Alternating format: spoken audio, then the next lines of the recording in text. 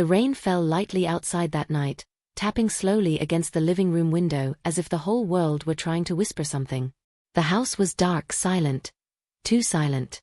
It was almost midnight when I woke up to the light from the television streaming down the hallway.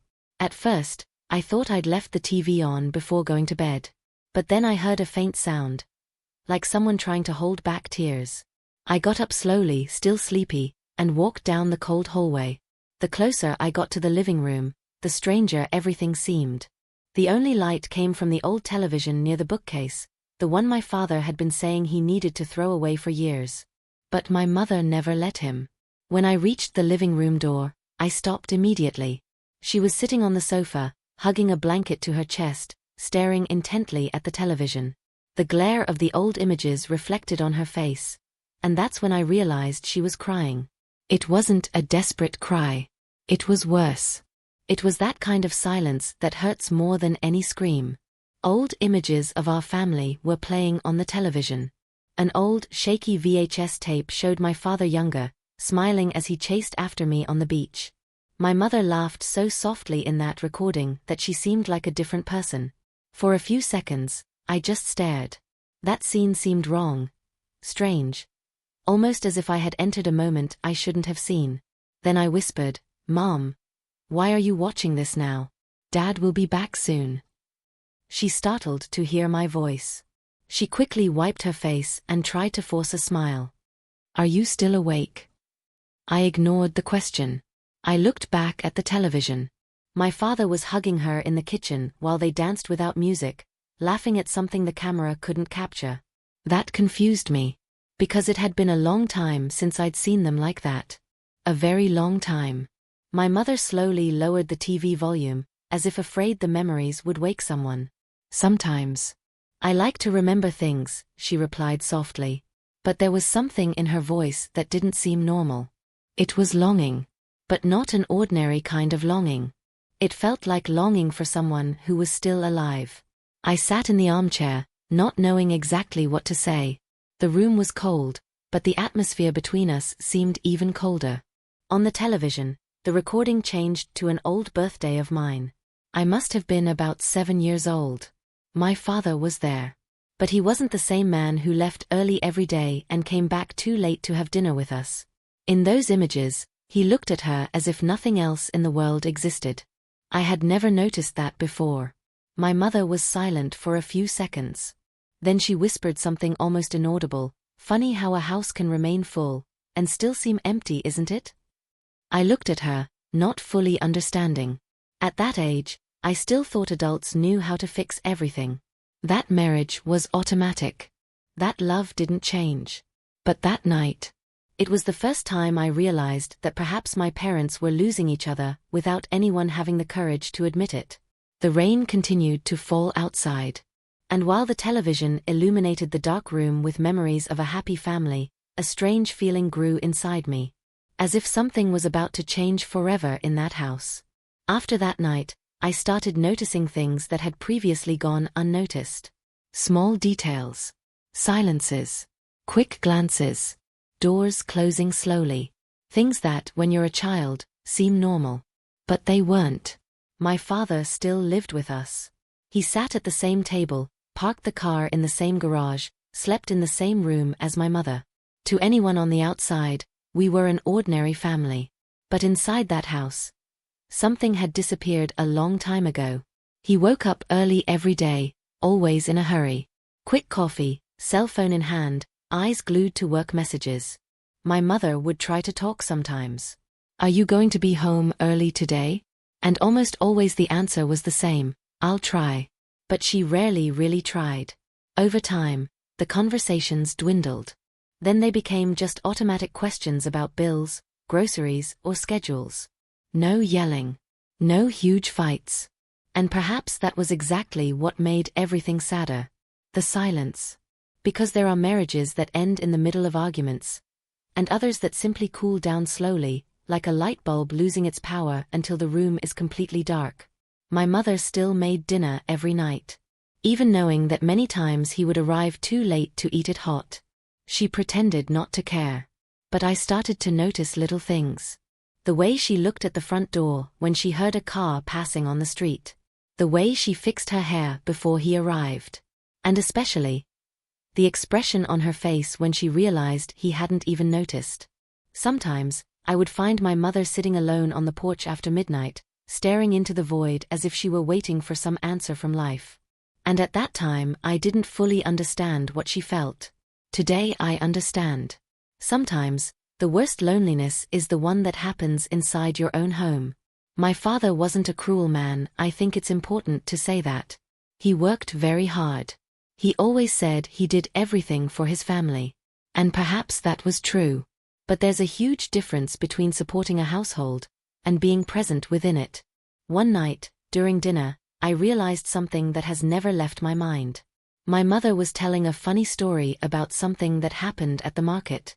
She was laughing to herself as she spoke. My father didn't even look up from his cell phone. Not once. When she noticed this, she stopped talking mid-sentence. And no one commented on the silence that followed. It was at that moment that I understood something painful. My mother wasn't just tired of the routine. She was tired of not being seen.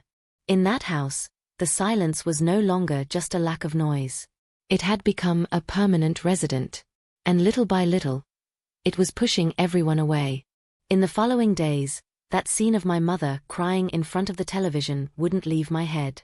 I tried to act normally, but something inside me had changed after that night. It was strange. As if I had opened a door unintentionally. And now I couldn't close it anymore. On a rainy Sunday afternoon, I found my mother organizing some old boxes in the living room cupboard. There was dust scattered on the floor and several VHS tapes piled up beside her. She seemed distracted, lost in thought. When she saw me looking, she tried to hide her nervousness with a quick smile. "Your father used to record everything back then," she commented softly. I approached slowly and picked up one of the tapes. On the label, written in faded blue pen, was Summer 2009. That gave me a strange feeling in my chest. As if that small object held a version of our family that I had almost forgotten. That night, while my father was still traveling, my mother put on another tape to watch. This time, I sat next to her. At first, neither of us said anything. The television hissed softly before the images appeared. Then the beach appeared. The sea shimmering in the background. The wind ruffling my mother's hair. My father holding the camera while laughing loudly at something. And for the first time in years, I heard my father laugh for real. It wasn't that polite or tired laugh he sometimes gave at dinner. It was light, spontaneous, alive. In the recording, he was chasing me across the sand while I tried to escape carrying a bucket of toys. My mother appeared in the background, laughing so hard she almost dropped the camera when my father hugged her from behind. In those old images, it seemed like another family. Or maybe they were the same people. Only happier. My mother remained silent while we watched. But I noticed the way her eyes followed every detail on the screen.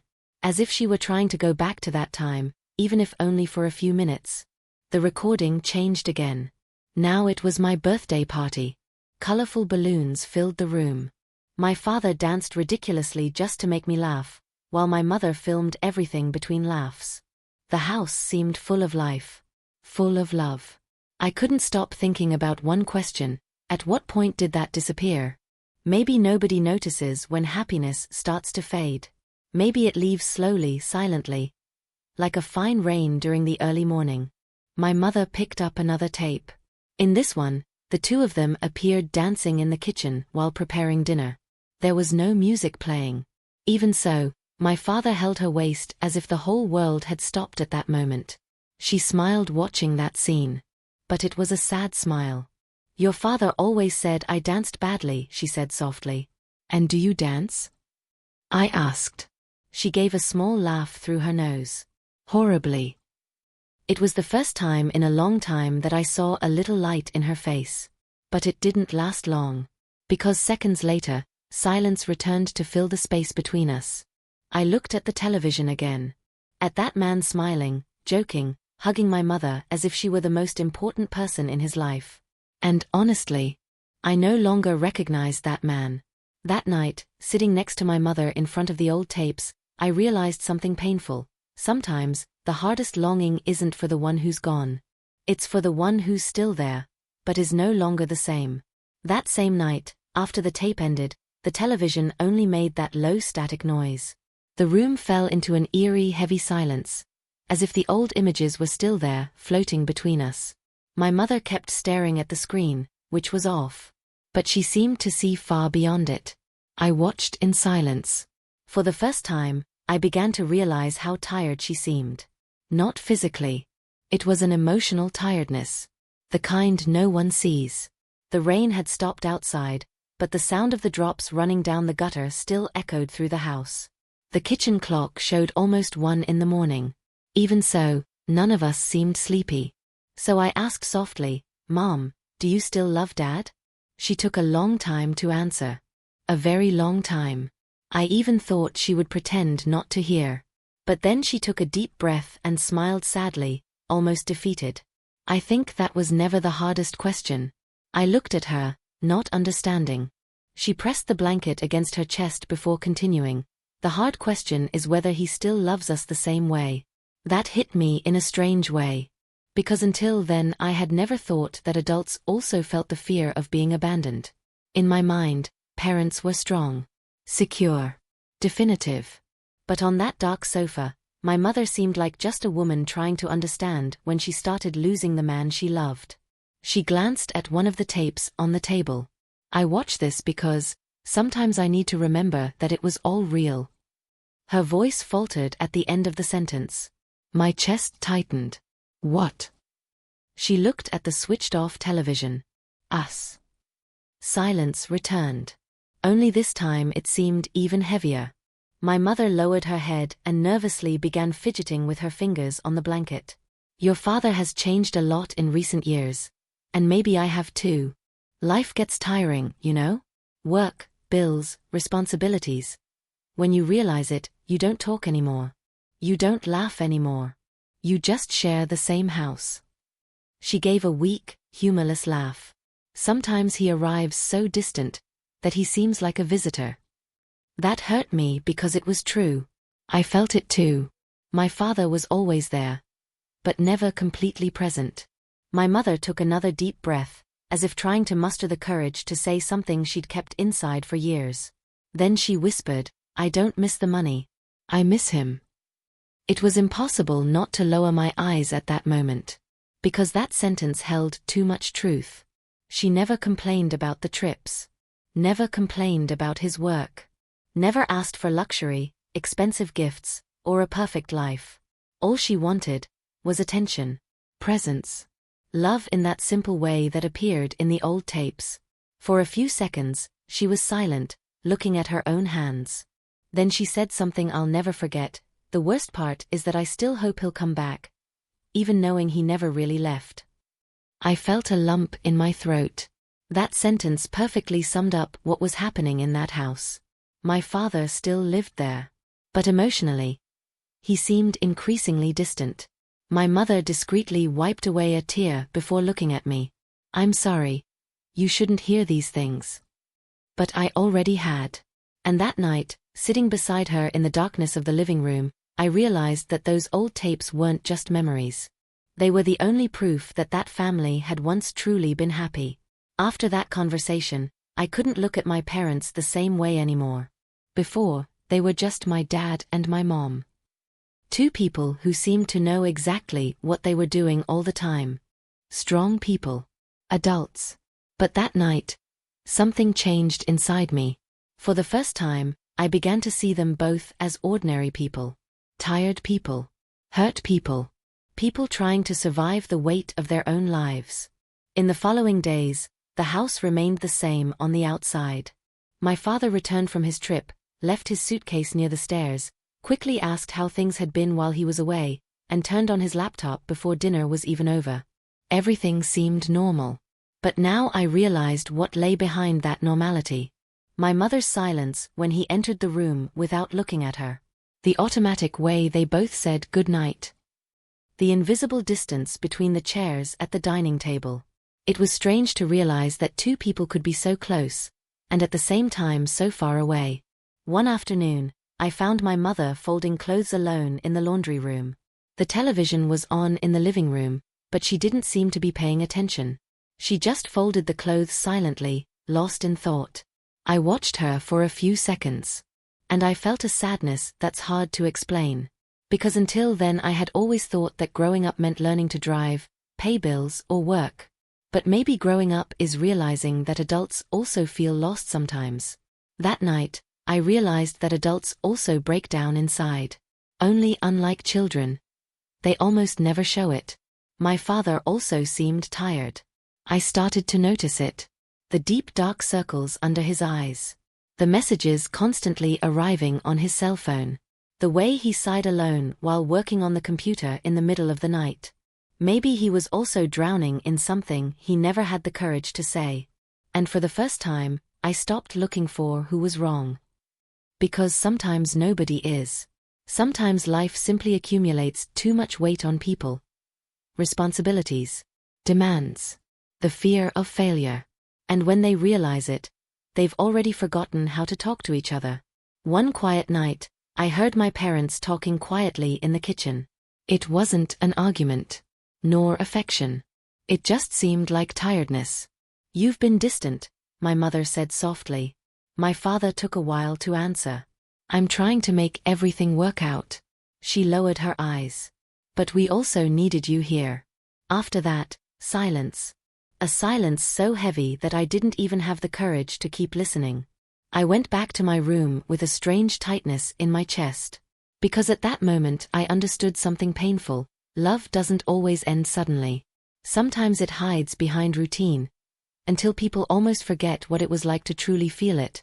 And perhaps the saddest thing of all is that, losing someone little by little, while they are still by your side. A few days later, my father had to travel again. But this time the trip was short. Only 2 days. Even so, the house became silent again as before.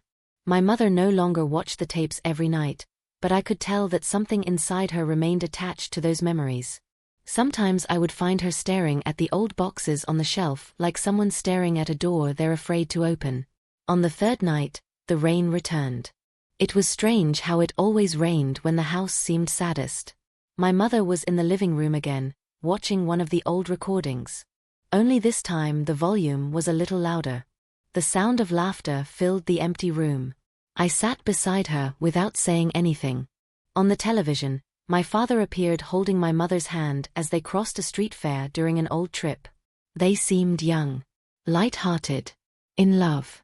She smiled watching that scene. But her eyes were still full of longing. Then we heard the sound of a car stopping in the garage.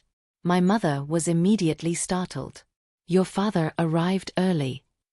She grabbed the remote quickly, almost turning off the television. But before she could, the living room door opened. My father came in tired, holding his suitcase in one hand and his cell phone in the other.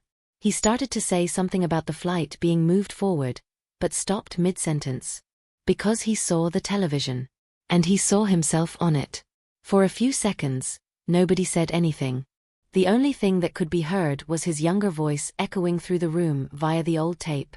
My father stood motionless near the door. In the recording, he was laughing while hugging my mother on the beach. Then he appeared carrying me on his shoulders while I giggled. He observed everything in silence. As if he were looking at someone else's life. My mother slowly lowered the remote control. I will never forget the expression on his face at that moment. It wasn't anger. Nor shame. It was worse. It was someone realizing, too late, how far he had drifted away from his own family. He slowly put the suitcase down on the floor, without taking his eyes off the television. Then he asked softly, "Do you still watch this?" My mother hesitated before answering. "Sometimes." Silence filled the room again. My father walked slowly to the sofa. He seemed different. Younger. Tired in a way I'd never noticed before. On the screen, an old Christmas recording appeared. The three of us were dancing in the kitchen while the Christmas dinner burned in the oven, and everyone was laughing at the situation. My father chuckled softly at the sight. But then he lowered his eyes. "I didn't even remember that."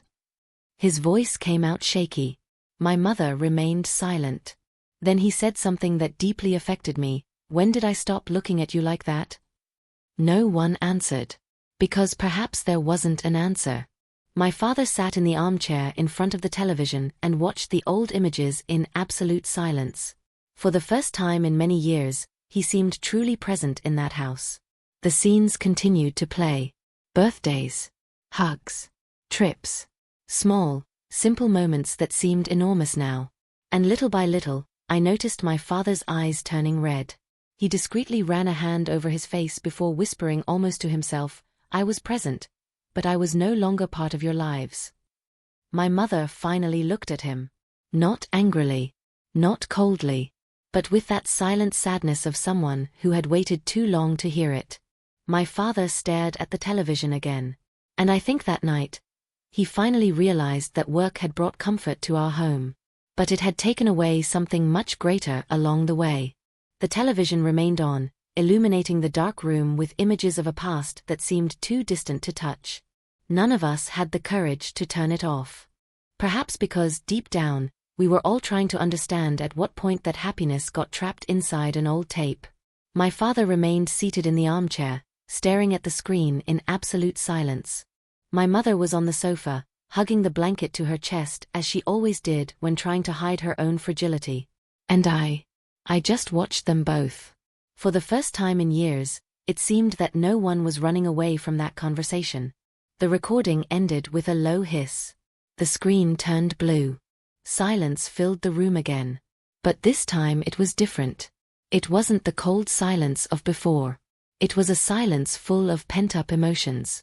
My father took a deep breath before finally speaking. "I thought I was doing the right thing." His voice sounded tired. My mother didn't answer immediately. He continued, "I worked so hard because I wanted to give you a good life. I thought that was enough." My mother slowly lowered her eyes. And maybe it was enough for a while. That seemed to hit my father hard. He ran a hand over his face, clearly trying to hold back his emotion. I didn't realize I was drifting away. My mother let out a small, sad laugh. "I tried to show you." The room felt heavy again. But now no one changed the subject. My father looked at her as if he were seeing that real woman after many years. "When did you start feeling lonely?"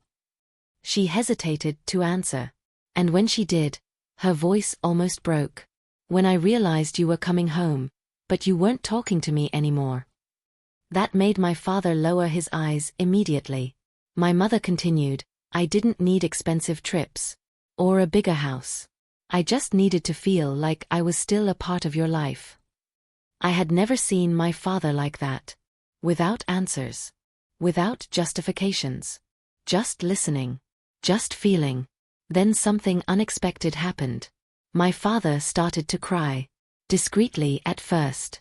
Like someone trying to hide years of guilt behind silence. But it was too late. The tears came anyway. My mother was crying too. And honestly, I think I wanted to cry at that moment too. Because for the first time, that family was being honest. Without pretending. Without hiding the emptiness. My father looked at me then, his eyes red. "I'm sorry for not realizing things sooner." I didn't even know what to answer. Because deep down I understood them both. I understood his exhaustion. And I understood her loneliness. Maybe growing up is precisely that, discovering that people can love each other, and still end up hurting each other without realizing it. My mother wiped away her tears and looked at him for a few seconds in silence. Then she asked softly, "Is there still time for us?" That question seemed to carry years inside it. My father slowly got up from the armchair and sat next to her on the sofa. There were no grand speeches. No perfect movie scene. Just the truth. He held her hand slowly, as if he were afraid she would disappear. And he answered, "I don't know, but I want to try." My mother closed her eyes for a moment upon hearing that. And at that moment, looking at the two of them sitting side by side after so long of emotional distance, I felt something change within that house. Perhaps there was still time to save that family. Perhaps the love hadn't ended. Perhaps it had only been lost beneath years of silence, routine, and exhaustion. And for the first time in a long time, That house no longer seemed so empty. After that night, nothing was ever the same again. But it also didn't remain the same. At first, everything was strange. As if the house was still learning to breathe again. My father started arriving earlier some days. Not every day, changes don't happen perfectly, but enough for my mother to notice. And she noticed everything. The first few days were filled with small, uncomfortable silences. Nobody quite knew how to act after so many years of emotional distance. It was like relearning how to talk to someone you know. But at the same time, you don't know anymore. But little by little, things started to change. One night, I went into the kitchen and found the two of them together preparing dinner. It wasn't anything grand. But there was something different in the air. My mother was laughing softly at something my father had said. And he was really listening. No cell phone. No distractions. Just there. Present. I stood in the doorway for a few seconds, just observing. And that's when I realized something simple, but powerful. That house still knew how to smile. I had just forgotten how. The old tapes were still on the shelf, but now they were no longer a place of pain.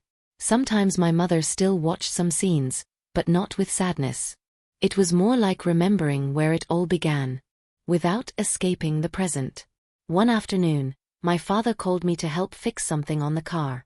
It wasn't necessary. He could have done it alone. But he wanted company. And while we worked together, he said something without looking directly at me. I think I took too long to realize some things. I didn't respond right away. I just kept holding the tool. But inside me, it meant a lot. Because it wasn't a dramatic apology. It was a simple acknowledgement. Real. Human. At home, the changes continued to happen slowly. Dinner became a family moment again. At first it was a little strange. Nobody really knew what to say. But then small conversations started to emerge. Stories of the day. Simple things.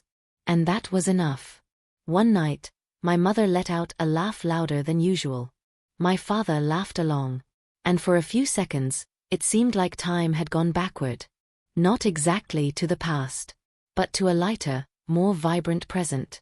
I realized then that things don't always need to be perfect to be improving. Sometimes, improvement is just being able to talk again without pain. One night, after dinner, my mother looked out the living room window while my father washed the dishes. Something he never did before. She whispered to me, the love hadn't ended. It had just been lost in exhaustion. I looked at her and understood. It hadn't been a lack of love. It had been a lack of care. And sometimes, that makes all the difference. At that moment, for the first time in a long time, that house didn't seem divided into pieces. It seemed like an attempt. A new attempt. And perhaps that was the most important thing of all. That night, while the house finally seemed lighter, I found myself thinking about everything that had happened since that first time I saw my mother crying in front of the television. It seems distant now, but it's still very much alive in my memory. I learned something that isn't in books, nor in anyone's advice. I learned it within my own home. Between silences. Between avoided glances. Between words that were never said at the right time. I used to think families broke up for big reasons. Huge fights. Betrayals. Irreversible decisions. But that's not what I saw. What I saw was much more subtle. It was the silence growing little by little. It was tiredness taking the place of conversation. It was love ceasing to be spoken. Until it almost seemed to have disappeared. And then I understood something I'll never forget. Sometimes, people don't leave our lives. They just stop connecting. And when you realize it, it already seems too late. But in that house, something showed me that maybe it's never completely too late. Because when people finally truly listen to each other, something can still be rebuilt. Not the same as before, but in a new way. More conscious. More honest. More human. Today, when I remember all that, I don't just think of sadness. I think of learning. I think of new beginnings. And I think about how dangerous silence can be when no one decides to break it. If there's one thing I take with me after all this, it's simple. Don't wait to lose someone within the same house to start talking. Because love doesn't disappear suddenly. It slowly fades away, until it becomes just longing within the routine.